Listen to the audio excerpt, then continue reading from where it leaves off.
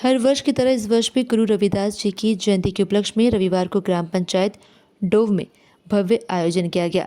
भीम सभा के भोपाल जिलाध्यक्ष लखन सूर्यवंशी ने बताया कि यह कार्यक्रम लगातार 2 वर्षों से रविदास जयंती के जन्मदिवस के अवसर पर किया जाता है और आगे भी इसी तरह रविदास जयंती पर कार्यक्रम लगातार किया जाएगा। धार्मिक ग्रंथों के अनुसार संत रविदास महान समाज सुधारक के रूप में भी जाने जाते हैं।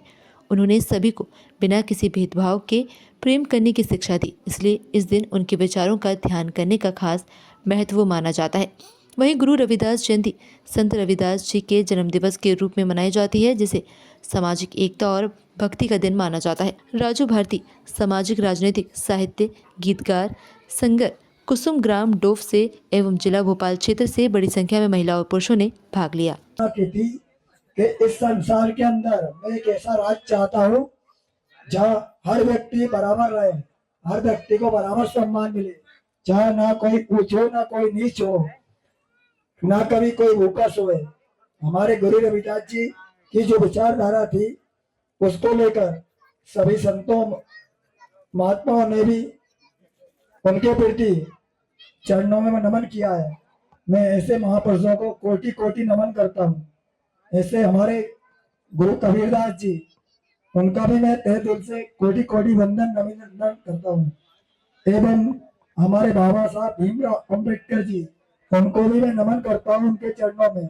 आज हम इस मंच पे जो खड़े जी, मैं लखन सूर्यवंशी भीमसेना जिला अध्यक्ष भोपाल से। हो रही है, ये कितने वर्षों से कार्यक्रम मनाया जा रहा है? यहाँ पर 2 वर्ष से प्रोग्राम मनाया जा रहा है और लगभग हम चाहते हैं कि हर जगह में हमारे गुरु रविदास जी की विचारधारा जन जन तक पहुँचे, क्योंकि जो हमारे गुरु रविदास जी थे वो हमारे ही नहीं सर्व समाज के गुरु हैं, वो जगत गुरु हैं।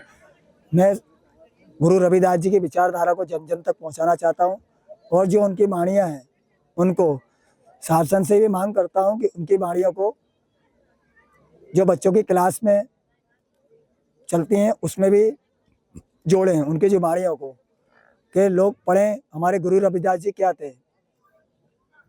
जो अभी जो युवक हैं वो हमारे धर्म से दूर होते जा रहे हैं, क्या वजह है सर?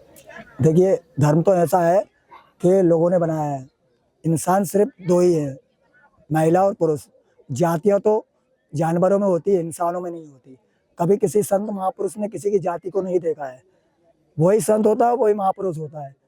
अभी धीरेन्द्र कृष्ण शास्त्री जी एक मुहिम चला रहे हैं कि जात पात की करो विदाई, हिंदू सब भाई। देखिए भाई, वो बात मैं मानता हूँ आपकी, वो चला रहा है मुहिम, ठीक है चलाए वो, मगर जो लोगों के अंदर आज भी भेदभाव है, क्या वो भेदभाव तो खत्म नहीं हुआ? सर क्या वजह है इस भेदभाव की? भेदभाव की वजह है कि कुछ लोगों की दुकानदारी बंद हो जाएंगी। तो क्या कहना, मतलब आप कहना चाहते हैं कि राजनीति है? हाँ, वो तो राजनीति, प्रॉपर राजनीति है, क्योंकि धर्म के नाम पे आज जो भी हो रहा है वो धर्म के नाम पे हो रहा है। तो आज क्यों ये मतलब अलग अलग जातियों में क्यों बटा है हिंदू, क्या कारण क्या है सर? ये कारण है ओनली राजनीति। सिर्फ लोग अपनी रोटियां सेकना चाहते हैं किसी भी तरीके से, उनको जो तवा अच्छा लगता है उस पर रखते हैं, अपनी रोटी सेक लेते हैं। मैं राजू भारती हूँ और सामाजिक राजनीतिक गीतकार कवि साहित्यकार हूँ। पिछले 22 वर्षों से जो सोया हुआ समाज है उसको हम जगाने की कोशिश करते हैं। उसके संवैधानिक अधिकार क्या हैं, उसके संत गुरु महापुरुषों की वाणियाँ क्या हैं, उनके जन कल्याण के कार्य क्या हैं, उन्होंने कौन कौन से क्रांतिकारी काम इस देश को आज़ाद करने के लिए उन्होंने काम किए हैं।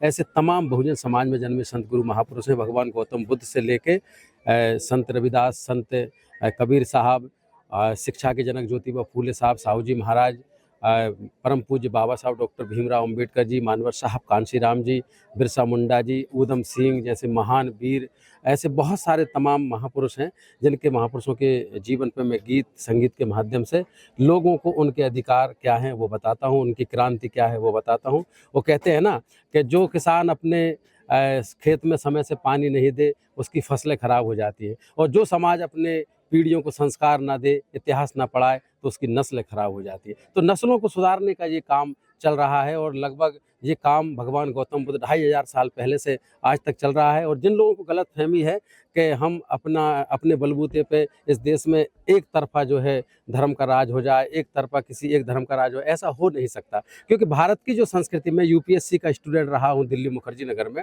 हमने पढ़ाई की करते समय हमें बताया गया कि ये देश कभी भी किसी एक धर्म का राष्ट्र नहीं हो सकता। हाँ, भगवान गौतम बुद्ध की विचारधारा का ये राष्ट्र था, है और आज भी ये राष्ट्र आगे भी यही रहेगा। क्योंकि उसका भारत का जो तिरंगा है उसमें जो धम्म चक्र है वो ये कहता है कि ये बुद्ध का शासन है, ये अशोक का शासन है। आपने तीन मूर्ति का जो शेर का जो हमारा जो मोहर है भारत का, आप उसे देखिए, भारत के संविधान को देखिए, उसमें जो प्रस्तावना है उसी में बताया गया है कि भगवान गौतम बुद्ध ने मानवतावादी जो धम्म दिया है वो सबके लिए है। एक्चुअल में कन्फ्यूज़न ये है कि जो भगवान गौतम बुद्ध की बात करते हैं, पंचशील की बात करते हैं, उनको लेके लोग कन्फ्यूज़न में रहते हैं कि ये धर्म की बात कर रहे हैं। हम धर्म की बात नहीं करते, हम धम्म की बात करते हैं। धम्म का अर्थ होता है मार्ग, और वो मानवता का मार्ग इन महापुरुषों ने जो दिया उस मार्ग पे हम चलते हैं।